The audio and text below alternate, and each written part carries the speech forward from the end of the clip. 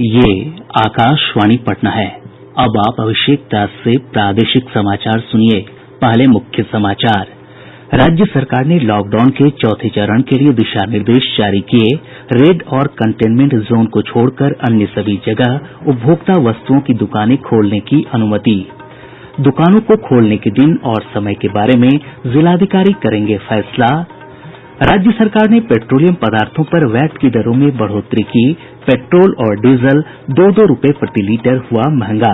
और मुख्यमंत्री नीतीश कुमार ने केंद्र सरकार से मनरेगा में कार्य दिवस की सीमा 100 दिनों से बढ़ाकर 200 दिन करने का अनुरोध किया।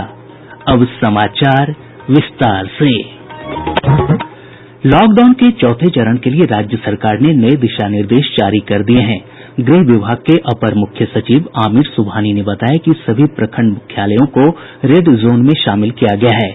उन्होंने कहा कि बाहर से आने वाले लोगों को प्रखंड मुख्यालय स्थित क्वारेंटीन कैंप में रखा जा रहा है, इसलिए ये फैसला किया गया।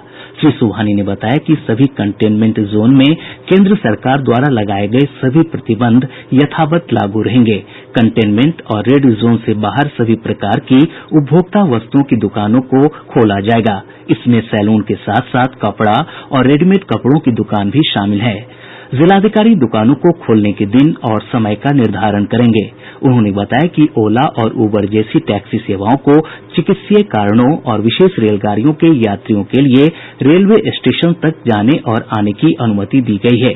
ऑटो रिक्शा के परिचालन के संबंध में परिवहन विभाग अलग से आदेश निर्गत करेगा। अपर मुख्य सचिव ने बताया कि बसों का परिचालन पूर्णतः प्रतिबंधित रहेगा। इसके अलावा निजी गाड़ियों से एक जिले से दूसरे जिले के अंदर आम लोगों का आवागमन पूर्व की तरह प्रतिबंधित रहेगा। श्री सुबहानी ने बताया कि सरकारी कार्यालयों में उप सचिव या समकक्ष तथा उनसे वरीय पदाधिकारी पूरी संख्या में आएंगे, जबकि अधीनस्थ कर्मी की 33% उपस्थिति रहेगी। वहीं प्राइवेट संस्थानों को भी 33% कर्मियों के साथ खोलने की अनुमति दी गई है। सभी प्रकार के शिक्षण संस्थान, hotel, restaurant, cinema hall, gym, shopping mall और कॉम्प्लेक्स, सार्वजनिक सभा, धार्मिक स्थल और पार्क जैसे स्थान पूर्व की तरह बंद रहेंगे। रेहड़ी और ठेला वालों को दुकान खोलने की अनुमति नहीं दी गई है। इधर पटना के जिलाधिकारी ने गृह विभाग के आदेश के अनुरूप कपड़ा, ड्राई क्लीनिंग, स्पोर्ट्स, फर्नीचर और साइकिल की दुकानों समेत सभी उपभोक्ता वस्तुओं की दुकानों को खोलने का आदेश निर्गत कर दिया है। ये दुकानें सप्ताह में 3 दिन के 11 बजे से शाम 4 बजे तक खुलेंगी। राज्य सरकार ने पेट्रोलियम पदार्थों पर वैट की दरों में बढ़ोतरी की है। पेट्रोल पर वैट की दर 26% या 16 रुपये 55 पैसे जो अधिक हो प्रभावी होगी। वहीं डीजल पर यह दर 19% या 12 रुपये 33 पैसे जो अधिक हो वह प्रभावी होगी। मुख्यमंत्री नीतीश कुमार की अध्यक्षता में राज्य मंत्रिमंडल की हुई बैठक में इस आशय के प्रस्ताव को मंजूरी दी गई।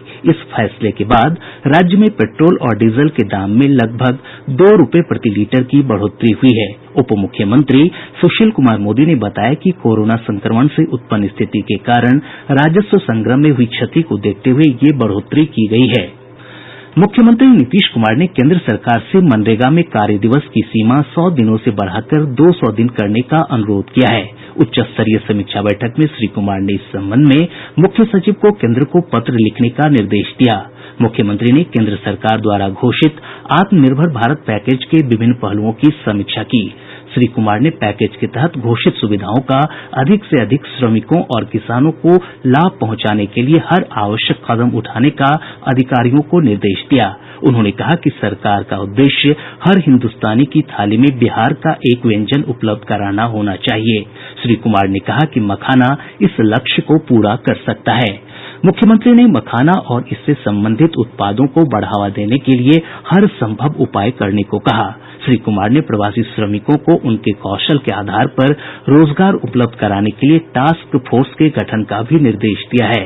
उन्होंने कहा कि श्रमिकों के स्किल सर्वे के अनुरूप कौन कौन से उद्योग लगाए जा सकते हैं, इसकी पूरी कार्य योजना बननी चाहिए।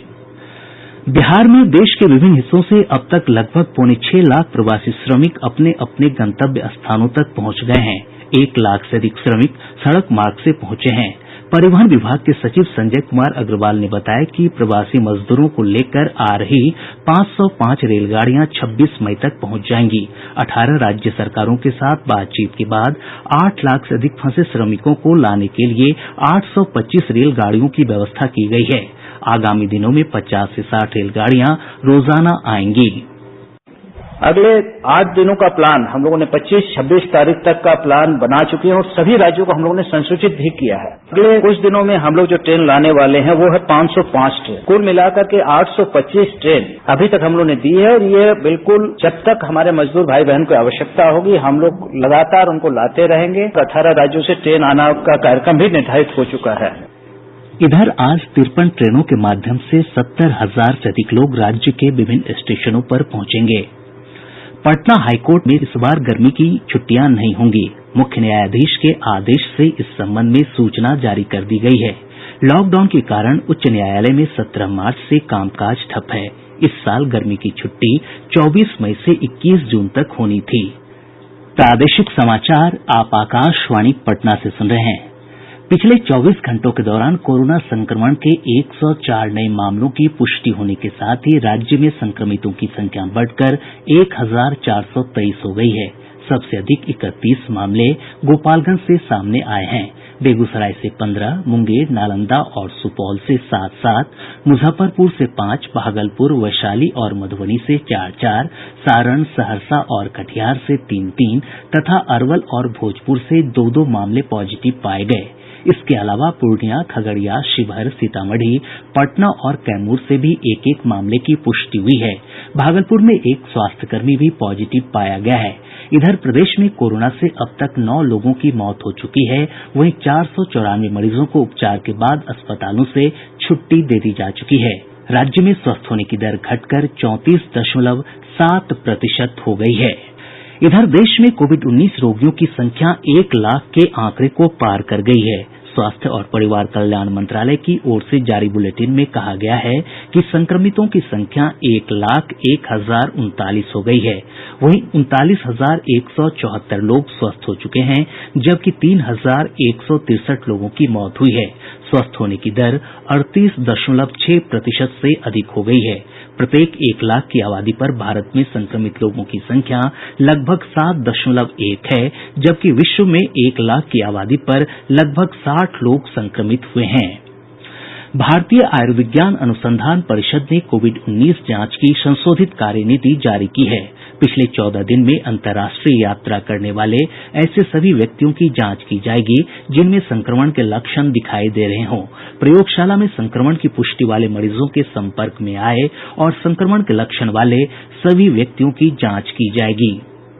ICMR की नई कार्यनीति के अनुसार कोविड-19 पर नियंत्रण के कार्य से जुड़े उन सभी डॉक्टरों और अन्य कर्मियों की जांच की जाएगी जिनमें संक्रमण के लक्षण दिखाई दे रहे हों। सांस की गंभीर बीमारी का सामना कर रहे लोगों की भी कोविड-19 जांच की जाएगी। वहीं 5वें दिन से 10वें दिन के बीच संक्रमित व्यक्ति के सीधे संपर्क में आए ऐसे व्यक्तियों की भी जांच की जाएगी जिन्हें ज्यादा जोखिम की आशंका है और संक्रमण के लक्षण नजर नहीं आ रहे। इसके अलावा हॉटस्पॉट और कंटेनमेंट जोन में सांस की गंभीर बीमारी, 38 डिग्री सेल्सियस से ऊपर बुखार और खांसी से पीड़ित उन सभी व्यक्तियों की भी जांच की जाएगी जिनमें संक्रमण के लक्षण नजर आ रहे हैं। अस्पताल में भर्ती रोगियों में संक्रमण के लक्षण दिखने पर उनकी जांच की जाएगी। अपने घरों की ओर वापस लौट रहे सभी ऐसे व्यक्तियों और प्रवासियों की बीमारी के 7 दिन के अंदर कोविड-19 जांच की जाएगी जिनमें संक्रमण के लक्षण दिखाई देंगे। वहीं ICMR ने साफ किया है कि जांच के अभाव में किसी भी आपात प्रक्रिया में देरी नहीं की जाएगी। दीपेंद्र कुमार, आकाशवाणी समाचार। नई दिल्ली स्थित अखिल भारतीय आयुर्विज्ञान संस्थान एम्स में वृद्धावस्था चिकित्सा विभाग के डॉक्टर प्रसून चटर्जी ने आकाशवाणी से बातचीत में वरिष्ठ नागरिकों को घर में ही रहने की सलाह दी है। सीनियर सिटीजन को एक्सरसाइज करते रहना है, चाहे वॉकिंग हो, चाहे रेजिस्टिव ट्रेनिंग हो, चाहे योगा हो, ब्रीदिंग एक्सरसाइज हो, और खुश रहना है। आपको ये नहीं समझना है this term is not actually social distancing, ये फिजिकल डिस्टेंसिंग। आप वर्चुअल वर्ल्ड में मोबाइल हो जाए, कंप्यूटर के थ्रू अपने रिश्तेदार से बात करते रहे, अननेसेसरी घर के बाहर मत जाइए क्योंकि आपका जो इम्यून सिस्टम है वो कंपेरेटिवली यंग एज के मुताबिक वीक है। कम कम खाइए, बार बार खाइए, फ्रेश फ्रूट वेजिटेबल्स खाइए, उससे आपका इम्यून सिस्टम इंप्रूव होगी। फिल्म अभिनेता सुरेश ओबेरॉय ने लोगों से कोविड-19 के खिलाफ जंग को मिलकर मात देने की अपील की है। नमस्कार दोस्तों, जैसा कि आप सब जानते हैं कि आज सारी दुनिया में एक बहुत ही डेंजरस जानलेवा बीमारी कोरोना वायरस पूरी तरीके से फैल गई है। ये एक जंग है दोस्तों, और हमें ये जंग लड़नी है, मिलकर लड़नी है और जीतनी है। हम ये जंग तभी जीत पाएंगे जब हम एक दूसरे का साथ देंगे और गवर्नमेंट का साथ। गवर्नमेंट चाहती क्या है आपसे? सफाई, सोशल डिस्टेंस, एक दूसरे से दूर रहें, 4-5 लोग मिलकर पार्टियां ना करें, सिर्फ इतनी सी बात। मुस्लिम पर्सनल लॉ बोर्ड के संस्थापक सदस्य और शिक्षाविद कमाल फारूकी ने कहा है कि लॉकडाउन का विस्तार सही दिशा में उठाया गया कदम है। दिल्ली अल्पसंख्यक आयोग के पूर्व अध्यक्ष फारूकी ने मुस्लिम समुदाय से अपील की है कि वे सरकारी दिशा निर्देशों के अनुसार रमजान के अंतिम शुक्रवार और ईद उल फितर की नमाज अदा करें। गवर्नमेंट ने 31 मई तक लॉकडाउन को और एक्सटेंड किया है। मैं समझता हूं कि ये बिल्कुल सही कदम है और खुसूसी तौर पर मुसलमानों से दरख्वास्त है कि जिस तरह से आपने इससे पहले तमाम मजहबी जितने भी आपके अरकान थे उसको पूरा किया, बिल्कुल उसी तरह से आप कैसे हालात के अंदर हमको किस तरह से करना चाहिए मामलात को। ईद की नमाज ईदगाह में नहीं होगी, घर में अगर लोग बाग हैं तो उसके तरीके बतलाए गए हैं। ईद की नमाज आप किस तरह से घर पर अदा करिए। किसी किस्म की भी कहीं हमको बाहर सोशल डिस्टेंसिंग के साथ ही अगर मिलना है तो मिले, वरना कोशिश कीजिए कि कहीं किसी से मुलाकात न हो। और ये एक सख्त टाइम है पूरे मुल्क के लिए, पूरी दुनिया के लिए। अल्लाह ताला से दुआ कीजिए कि ये जितनी जल्द भी ये बीमारी खत्म हो। लॉकडाउन की अवधि में सरकार की विभिन्न कल्याणकारी योजनाओं से आम लोगों का जीवन काफी आसान हुआ है। आकाशवाणी से बातचीत में कुछ लाभार्थियों ने अपने अनुभव साझा किए। समस्तीपुर जिला सिलौत ग्राम से हम बोलते हैं। सत्यनारायण झा मेरा नाम है और हमको फ्री वाला कोटा मिल गया और पेंशन हम धारी हैं, पेंशन मिलता है, वो मिल गया। इसलिए प्रधानमंत्री जी को धन्यवाद देते हैं। मेरा नाम रवि कुमार है, हम विकलांग हैं।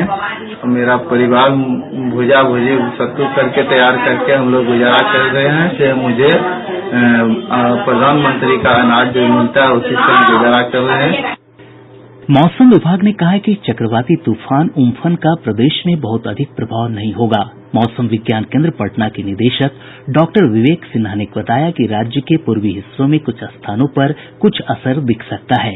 आज दोपहर बाद कुछ जगहों पर बादल छाएंगे और तेज हवा के साथ बारिश की भी स्थिति बनेगी। प्रदेश के बाकी हिस्सों पर इस तूफान का कोई विशेष प्रभाव नहीं होगा। उन्होंने कहा कि चक्रवाती तूफान को लेकर अलर्ट जैसी कोई स्थिति नहीं है। इधर मौसम विभाग ने अगले 1 से 2 घंटों के दौरान मधुबनी, दरभंगा, सीतामढ़ी और पूर्वी चंपारण जिले के कुछ हिस्सों में तेज हवा के साथ बारिश की चेतावनी जारी की है। इस दौरान वज्रपात की भी आशंका जताई गई है। इधर हमारे संवाददाताओं ने खबर दी है कि दरभंगा और मधुबनी में तेज हवा के साथ बारिश हो रही है। प्रदेश के अलग अलग हिस्सों में डूबने से 9 बच्चों की मौत हो गई। मृतकों में सीतामढ़ी के 4, दरभंगा के 3 और समस्तीपुर के 2 बच्चे शामिल हैं। इधर गोपालगंज जिले के मांझा थाना क्षेत्र अंतर्गत छवही गांव के पास एक तेज रफ्तार ट्रक की चपेट में आने से मोटरसाइकिल सवार 2 युवकों की मौत हो गई। पुलिस ने बताया कि ये सभी दिल्ली से जमुई के लिए मोटरसाइकिल से आ रहे थे। अब पटना से प्रकाशित प्रमुख समाचार पत्रों की सुर्खियां। लॉकडाउन के चौथे चरण को लेकर राज्य सरकार द्वारा जारी दिशा निर्देशों को सभी अखबारों ने प्रमुखता से प्रकाशित किया है। दैनिक भास्कर की सुर्खी है, मॉल, शॉपिंग कॉम्प्लेक्स को छोड़ पटना शहर में सभी दुकानें हफ्ते में 3 दिन खुलेंगी। हिन्दुस्तान ने लिखा है, राज्य में बसों का संचालन अभी नहीं, टैक्सी ऑटो पर फैसला परिवहन विभाग करेगा।